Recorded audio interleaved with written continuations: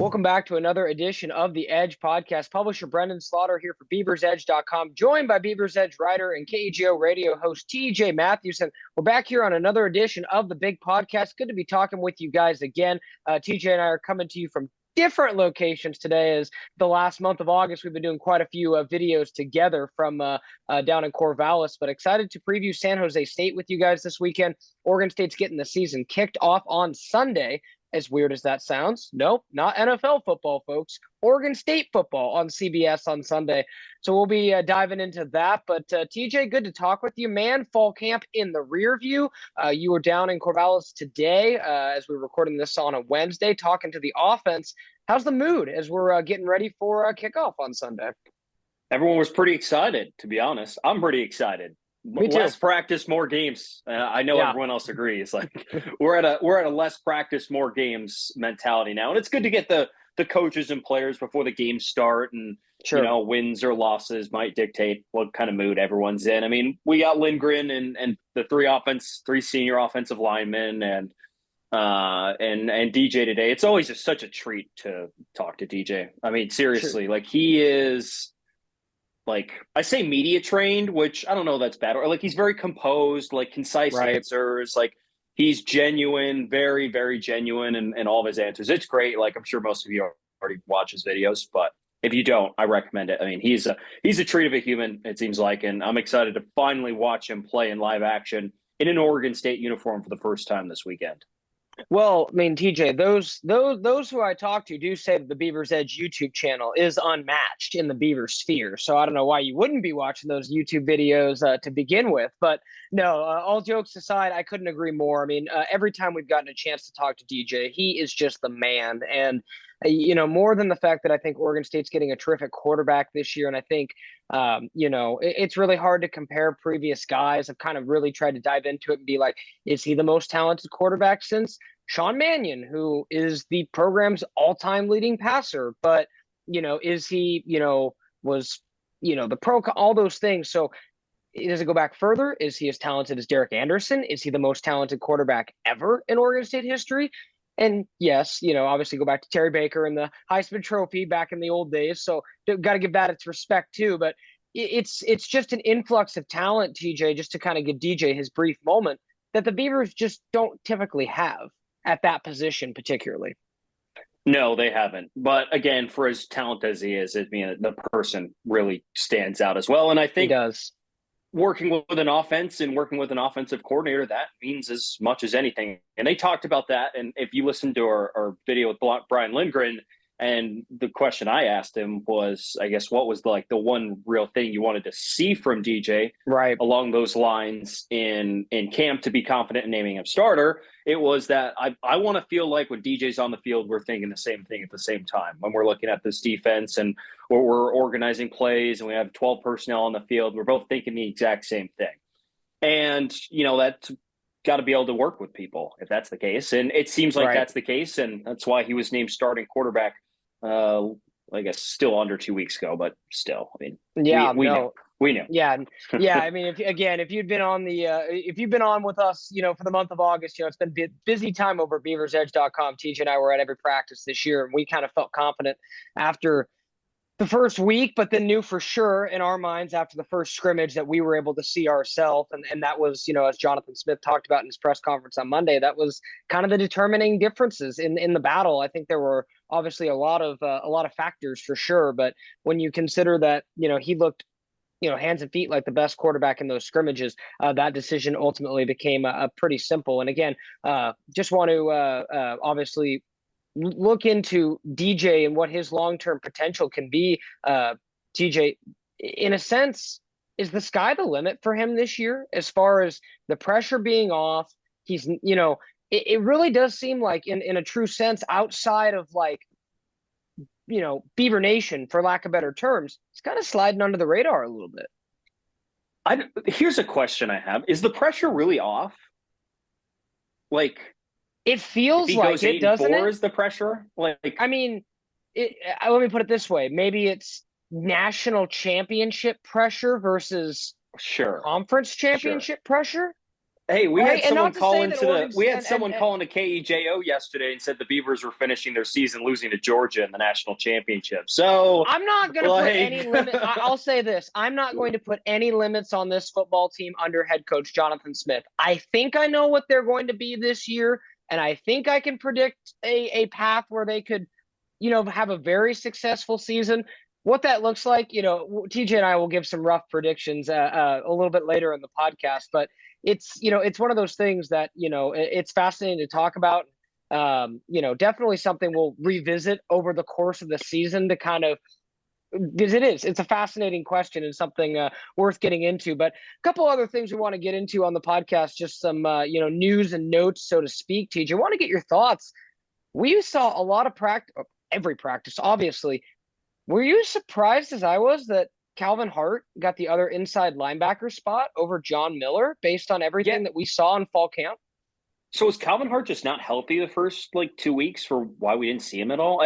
That must be it, because I mean Calvin Hart was really a last Yeah, 2 weeks is when we were really starting to see him out to there with some notice him. meaningful Yeah, snaps, and it was like, well, okay, all right, cool, but John Miller was out there with both units the entire camp, and yeah, from the way they made it seem like with the amount of guys they were deploying him with, and for when Easton was not playing for most right, of camp, it was John Miller who seemed like the steady one out there. So I thought it was right. honestly kind of surprising that he didn't get it. That was kind of surprising, but coaches watch more film than I do, so Yeah, I mean, like I said, that was the one big surprise I had, with the depth chart and those takeaways was, just because what we saw with our own eyes. And it wasn't like there were a whole bunch of closed practices. I think there were 4 or 5, including a scrimmage that we didn't get to see eyes on. And, Jonathan did say it was about, Calvin Hart's grasp of the playbook and his physicality. So it makes me wonder if him coming over from Illinois being the proven commodity as opposed to Miller, who hasn't been a specific, inside linebacker starter for more than some brief moments. I'm trying to think if he's gotten a starting appearance off the top of my head. I know he's played, special teams and whatnot and in backup roles, but maybe there's some familiarity there. Jonathan just say he kind of earned the right. Those were his words, Hart, to right. go out there, which was kind of interesting to me. But again, I expect Micaiah Tongue and John Miller, those guys kind of each the respective backups there to play quite a bit. The only other kind of tweak that was, unique was TJ and I talked about it a little bit, I believe, on the damn board, was Atticus Sappington winning the kicking job over Everett Hayes. That's largely due to Everett Hayes' injury the final week or so of camp. But as far as accuracy goes, TJ, those guys were pretty close all camp. Yeah, and we keep saying the big difference between the two is Everett's got the leg outside of 40. If you're outside of 40 with Sappington, it really wasn't consistent last year, during camp. Again, Sure. we didn't get a massive volume to look at, but largely still not very consistent. So if Sappington's kicking from inside of 40, I think you'd feel okay with it. But otherwise, I think that's the one real thing that Beaver fans probably need to keep an eye on. And it was kind of, it was probably a little disheartening to see Everett Hayes out there in gym shorts starting the second week and a half. You're like, oh, Everett's not kicking again. Just like he explicitly said last year that the reason he didn't kick well is because he hurt his groin in the final week of fall camp before games started. And here we are in the final week before games start in fall camp, and Everett Hayes hurts his groin again. Yeah. So that's going to stink for him. I mean, he's, probably worked all offseason, try and get healthy and do all this stuff and be ready for the season. And the same injury comes back the exact same time. So we'll see. We'll see how it is. They tried not to make it sound serious. Right. Curious to see how long they don't let him kick. I'm sure he's we're going to ask every week. I think we should every week on if Everett's healthy, because walking around he looks fine. Right. So it's something to keep an eye on. And I think very interesting. Certainly. In the fact. I mean, and you hope at this point that this will the kicking game will not decide a game for the Beavers in these games that Everett's out. Do you think? Sure. So you'll have probably until Washington State. You would assume that the kicking game will not decide a game until that. Yeah, I mean, and And I will say this, just from my own eyes from last year to now, I will say that I think Atticus Sappington has gotten better from when Beaver fans saw him last year as far as consistency goes. TJ said the distance is still a little bit of an issue. I think if I recall in the first spring game, he hit like a 44-yarder, something along those lines. So I would say that's pretty close to his range. But again, we haven't gotten like, hey, here these guys are. They're going to kick at various ranges for 20 minutes. Here's 50 kicks. Yeah, we haven't gotten to see that. So that part's a little unknown to us, but an important thing to note there. And then last but not least, definitely want to touch base on, the defense. Interesting the way the Beavers laid it out. They're almost going with, they removed an outside linebacker, and it's now more of a hybrid defensive end outside linebacker of sorts. Jonathan Smith said it was mostly semantics. I agree with him. Based on everything that TJ and I saw in fall camp, the Beavers like to run 5 defensive backs almost all the time. Not some of the time where it's like, hey, we rotate in a nickel sometimes. No, they want to run 5 DBs at all times, it seems, or, maybe not goal line, obviously, but, a large portion of the time, because I think they feel that they've got the guys to get, 5 really good football players on the field. So that's something to keep an eye on this year too, TJ, as far as just like, how things might be different. But it didn't sound like Oregon State's making any wholesale defensive scheme changes.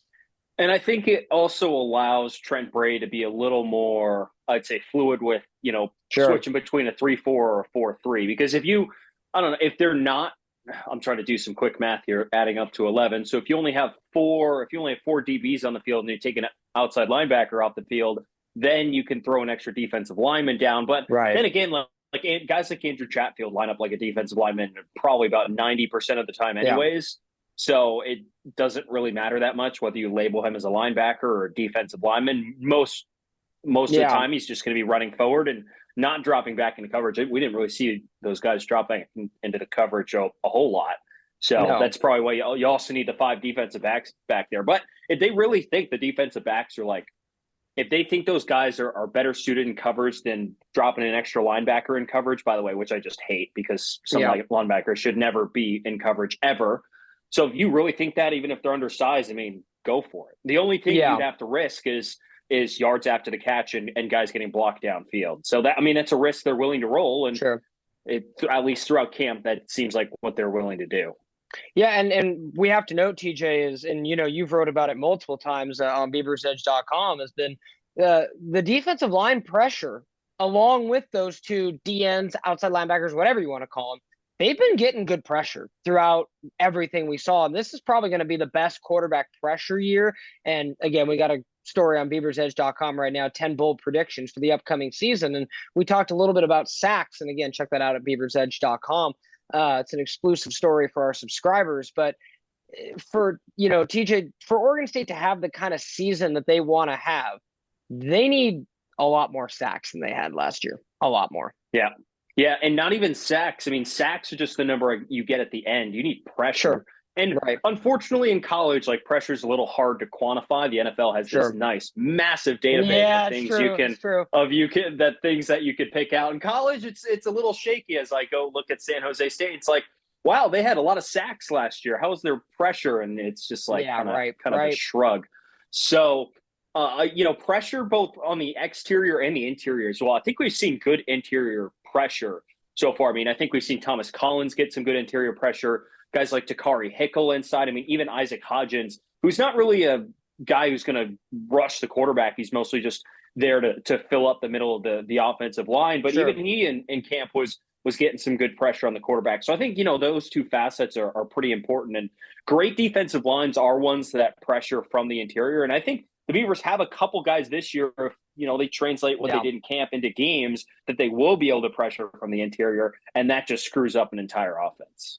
Absolutely. And like a couple guys that you met, like Sione Lolohea comes to mind. James Rawls comes to mind. Obviously you mentioned Drew Chatfield, who kind of lined up all over the place. Hodge, Takari Hickel, he had some big moments in camp. He was on that depth chart. And, for the most part, TJ, outside of those couple guys, it's always a good feeling when you predict most of the depth chart correctly. And we pretty much with all the rotations that you and I had taken all of fall camp, we weren't off really on the biggest thing that we were like caught by surprise with was Kelvin Hart over John Miller. Other than that, it played out exactly as we expected it to. Yeah, well, I think that's a good thing for our reporting repertoire, I would say. Yeah, no, for sure.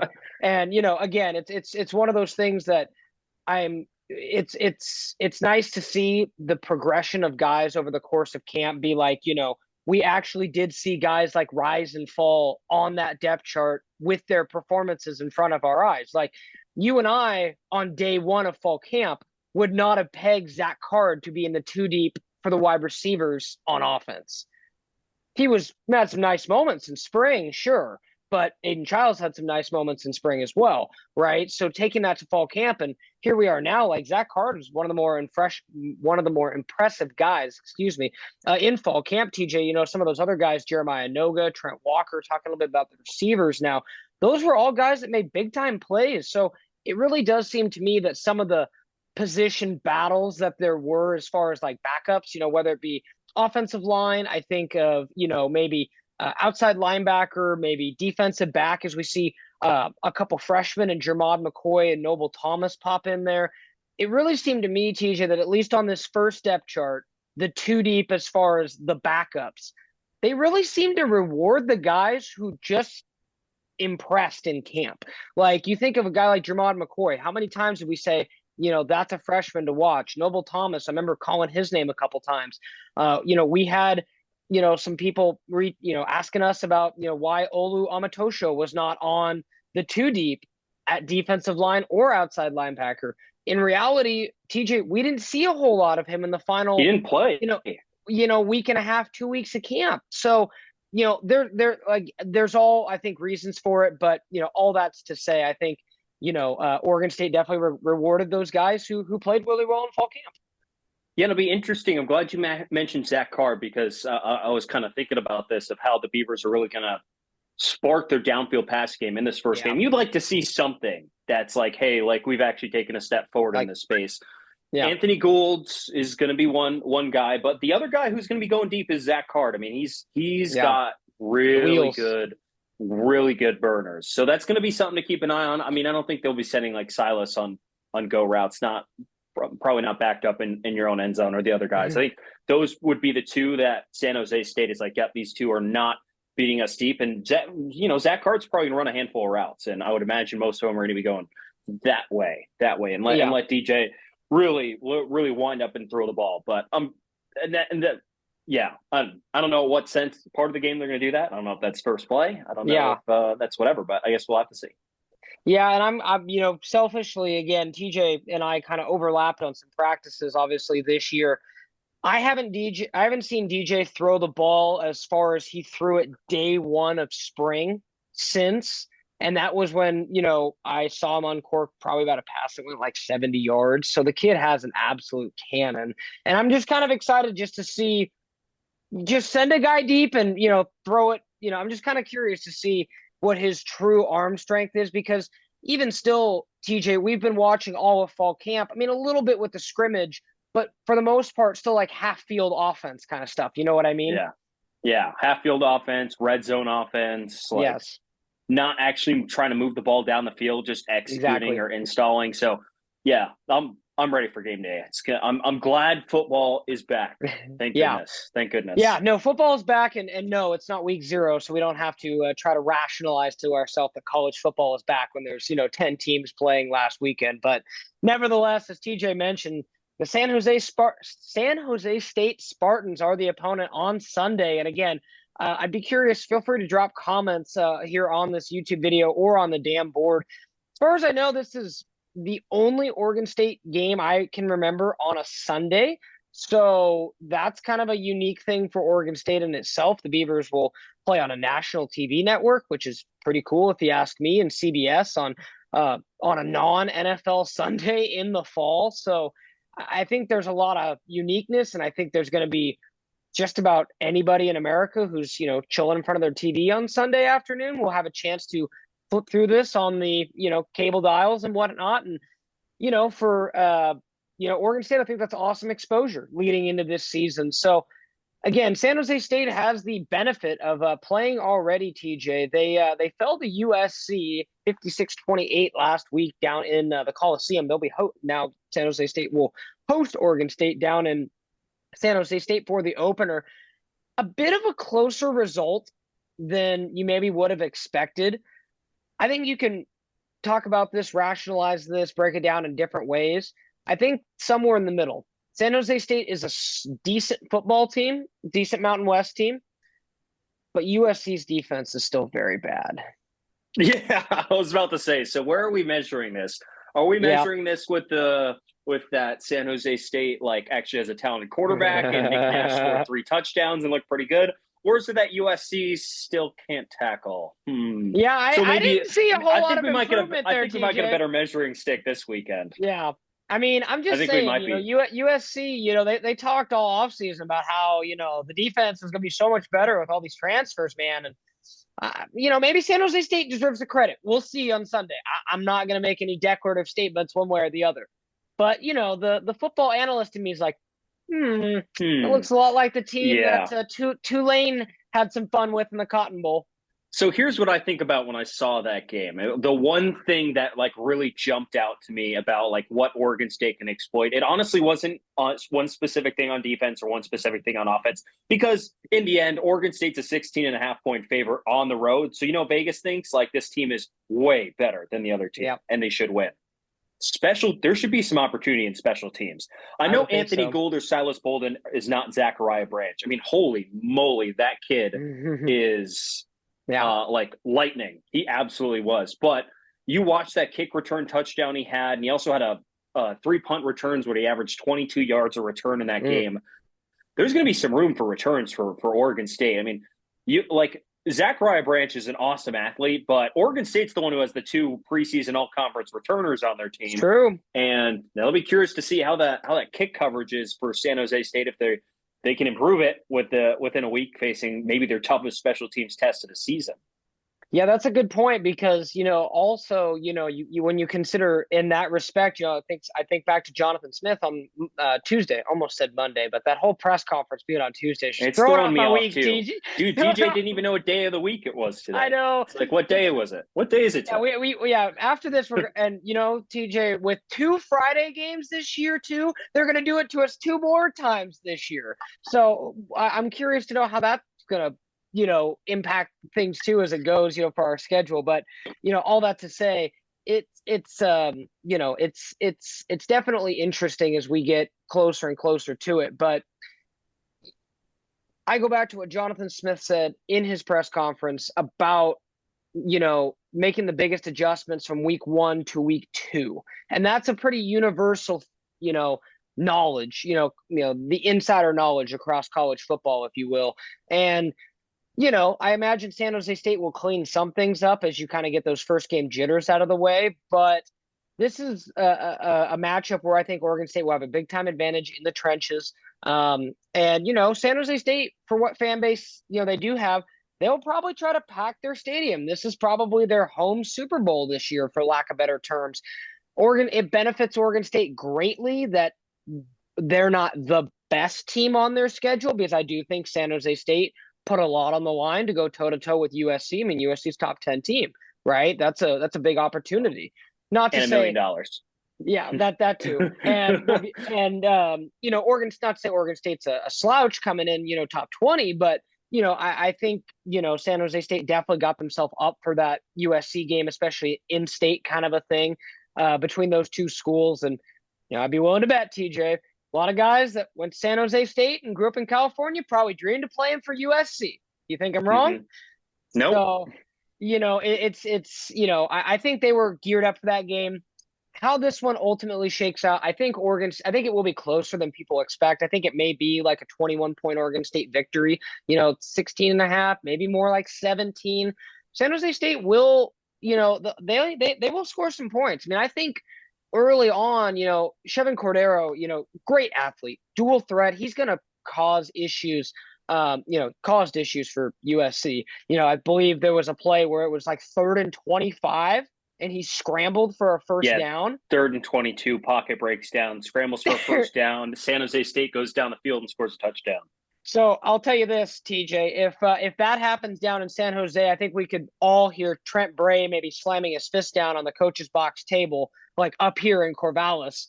So, that's going to be something where, I know Beaver fans, hear the words mobile quarterback. They're like, Trent Bray's done a pretty good job at handling mobile quarterbacks since he's taken over as DC. I really don't think Oregon State's going to be undisciplined or unstout. I mean, there may be some first game, missed a tackle here, or I still think it's possible.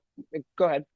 No, I was thinking about last year in the opener. I mean, Talon Green wasn't expecting him at all. Dual threat guy who's starting at Boise State now. Right. He ran for over 100 yards last year in the opener. That was the kind of only thought I really thought of. Otherwise, you're right. They did really contain most of those dual Caleb threats. Williams comes to mind, obviously, with the push on, with the game on the line. And sorry to bring that up, Oregon State fans. It's still, the wound might still be fresh there. But, it's, I think he will cause some issues. And again, as you mentioned, some talented running backs, Conley had over 100 yards rushing, and, they've got playmakers. And, I'd be remiss if I did not mention Brenden, former Oregon State staffer, Lau Moibau, former Oregon State staffer, offensive line coach Josh Oglesby, former Oregon State staffer. Oh boy, a couple more that I'm please hold, TJ, as I pull up the list here. Yes, Oregon State's favorite offensive coordinator during the Gary Anderson era, Kevin McGivern, defensive coordinator Derek Odom, who was the secondaries coach during the Gary Anderson era, and then along with Joe Sayamalu, Isaac's dad, coach with Mike Riley, and former Oregon State recruit and Jonathan Smith recruit, I should say, Matthew Tago will be starting at linebacker for the San Jose State Spartans. So fair to say that's Corvallis South. I mean, it's kind of crazy, how things work. And I found it very interesting. I forget who asked at the press conference about, to Jonathan about, the staff. And I found it very interesting that he was like, yeah, we know, Lyle and, Josh Oglesby, right before he left, but didn't really say he had a lot of comings and goings with those ex-Anderson staffers. And I thought to myself, I wonder why. So, again, not to paint with a broad brush. You stirring the pot, Brenden? They may be at a school that's appropriate for their coaching abilities. I'll put it that way. There we go. So, again, TJ, there were some lean years, man. There were some lean years. And it's just very interesting that, a large portion of Gary Anderson's staff is still employed elsewhere. It's just interesting. That's all. It's an observation, not a criticism, TJ. What do we think Gary Anderson's doing right now? Is he golfing? Does he golf? That is a can of worms for a different podcast. I'll tell you that much. That's definitely a discussion for a different time. But I'll let Beaver fans' emotions carry you to wherever you want. He might be golfing. He might be windsurfing. Who knows? But I think everyone is better off for it based on where they're at now, TJ. But again, just had to mention, it's crazy how many staffers and former, just connections there are to Corvallis.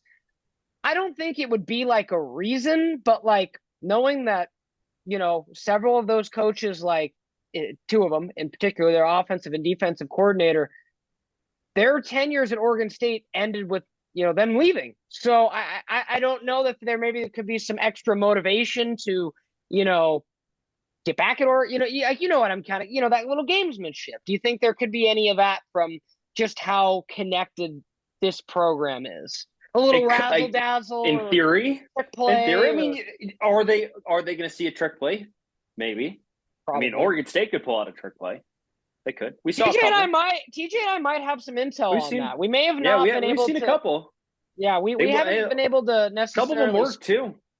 Yeah, we haven't been able to speak on it, and for those who are listening, like I said, everyone played by the rules this year, TJ. So we got to actually watch all fall camp practices, but Right. yeah, there are definitely some. Let's put it this way: a little razzle dazzle up Jonathan Smith's sleeve, folks. So I think keep that in mind. We could see some interesting offensive wrinkles, just because Yeah, so Jack it's like writing it down in your notebook. No. Oh, who threw that touchdown? Oh, Yeah. Just interesting. Gonna because cross Jack that out. Coletto's gone doesn't mean we're going to have unorthodox people holding the ball in their hands. I'll leave it at that. Yeah, So we'll yes, I we'll concur. yeah, we'll leave it at that. So I'm excited Speaking to of see. that, still, it'll be interesting to see who are they going to line up in that role for this game. I mean, Who's you going to heard see that? Jonathan. I mean, you heard Jonathan on Monday, TJ. It might have been during y'all's power surge that you had on yeah, yeah, yeah. But either way, y'all heard Jonathan when he was kind of discussing it. What do you think? It's going to be a mix. They said they're going to throw a bunch of different guys back there, and that wouldn't shock me. There's a lot of big bodies they want to work in there, and if it be a fullback, if it be I don't know about the direct snap. To be honest, I don't even know if we saw any direct snaps. We didn't. I don't in remember practice. seeing it. I don't think I remember seeing any direct snaps. Not in open practices. That's for sure. And it's definitely like Jonathan said, 3 guys probably to replace the Coletto role with everything he did offense, defense, and special teams. True Iron Man. That's why he was the Paul Hornung Award winner for most versatile player in college football. Just saying. But it's like I said, I think you could see Riley Sharp doing some of those things with kind of the unique hybrid defensive offensive player. Jonathan mentioned, not specifically with that, but just mentioned, they really like his athleticism and being able to do more than just rushing the passer. So that's kind of reading between the lines there. I think one of the running backs who's the most physical, like Deshaun Fenwick, maybe could see something. He took some direct snaps last year. Those are the running backs would all be pretty easy options, like direct snapping to Damian. It's obviously he's going to run. But it's like, I think it'd be interesting. But if you're asking me right now, game on the line, like Fresno State last year, Coletto, you either get in or you lose to Fresno State. I don't know who. Probably Damian Martinez. I put the ball in DJ Uyangale's hands. To be or that, honest. yeah. That if guy. You go to the BeaversEdge YouTube and listen to Brian Lindgren, there's some questions on that today on what kind of running they want him to do, and he said both, right? Scrambling and direct running. If you listen to some of the players say what it's like watching him run and guys try and tackle him, it's like that's a big dude. Well, let's put it this way, TJ. He's 25 pounds bigger and 5 inches taller than 4 inches taller than Damian Martinez. Yeah, he's going to be a tough guy to get on the ground. And again, Damian Martinez is a physical back who's got good speed. TJ, could you tell me right now if in a straight line, I think Martinez still wins in a straight line running 40-yard dash, how far is DJ behind? Probably not very much. DJ moves pretty well. He's a good. He does run pretty well, but I don't know. It's kind of hard. Kind of hard to think about. Is he wearing pads or not? Yes, got pads because well, then he's probably a little slower. Yeah, DJ's one of those guys that I was able to say when they did run the zone read a little bit this fall camp, and again, it wasn't very much, obviously, because I don't think they wanted DJ to, be out there juking and running guys an awful lot. But, it seems like he's one of those guys that he winds up a little bit, and it's like once he gets going, he's going to be really hard to bring down, as you mentioned. So, I think there's lots of candidates there, and we'll kind of see how all that shakes out. But, obviously – make sure to check back in later this week as TJ, Dylan, and I will have our staff predictions for the game. We'll be giving our rough predictions on the game score-wise, but don't expect any surprises. TJ, Dylan, and I are going to be going with the Beavers in this one. We don't see any reason as to why Oregon State would drop this game based on what we've seen. But again, for our expanded thoughts on that, make sure to check out the prediction, and also make sure to check out all of our content at BeaversEdge.com. TJ just mentioned the YouTube channel. We've also got our commit stats rolling. We're going to start tracking all of Oregon State's commits in their senior seasons. We've also, as I mentioned earlier, have 10 bold predictions, for this season. Some are bolder than others, but a fun exercise and a fun read talking about what could happen if Oregon State reaches their absolute ceiling this year. So definitely make sure to check that on out and keep checking into BeaversEdge.com. We appreciate all your guys' support as you continue to help us grow as a website. And TJ and I have had a lot of fun this August bringing you guys content, whether it be our interview with Jake Overman or our practice reports, breaking them down post-practice. TJ, we haven't done it, since that last practice. And I was thinking this week, the podcast is great, but I kind of miss our post-practice breakdowns, man. Those were fun. I know. Well, it's better to be in the same place at the same time. But, I mean, maybe we should, record ourselves during the entire game when we're sitting in the press box and then just, put it up to put it on YouTube. Yeah, they should just have, just zoomed in on our faces so you could just see our facial reaction. We're essentially just doing a vlog. Yeah, again, what I would not have given to if there could have been a time lapse of my face throughout the course of this last year's Civil War, I would pay to see that. My face when it was, a little lopsided compared to my face when I was because I remember being yes, gotta start writing on this unfortunate. Oh, okay, let's rewrite here. Hashtag rewrite, man. So yeah, it's definitely, it would be a picture worth 1,000 words sometimes to have that live vlog from the press box. But TJ and I might have to show you guys an expanded look at the new digs in the press box this year. Obviously, we're talking 2 weeks when the Beavers host UC Davis, but I know TJ is excited. I am. We got a chance to view the tour. They gave us some boozy beverages, TJ. Now I'm just excited. That's the first and last time that'll ever happen. Exactly. But regardless, I'm excited to see, again, how that stadium is when we crank it up to 10 and, it's full of fans, full of media and, just the entirety of it. And, you hear Mike Parker in his broadcast booth and all those things. So it's going to be exciting. I'm excited to bring you guys an awesome year of football and TJ as well. Like I said, we're definitely gearing up for a big time season here at Beaver's Edge. And like I said, continue to stay locked in on Twitter. Follow TJ, follow myself, and follow Beaver's Edge, Dylan Callahan Crowley, as we will continue to keep you guys locked in on the team and the recruiting side. And a reminder again, Oregon State, San Jose State, Sunday, 12:30 p.m. on CBS. It's going to be an exciting game. And again, Oregon State on national television on a Sunday, again, taking advantage of that first Labor Day weekend with no NFL games. So make sure to stay locked into BeaversEdge.com. We'll have complete coverage of that matchup, leading all the way up to it. We'll have, obviously, our predictions and much, much more. Dylan will be diving into the recruits and how they match up on the field for the game. So ton of great content coming down the pipe. And again, big shout out to everyone for listening to this edition of the Edge podcast. For TJ Mathewson, I'm Brenden Slaughter, signing off.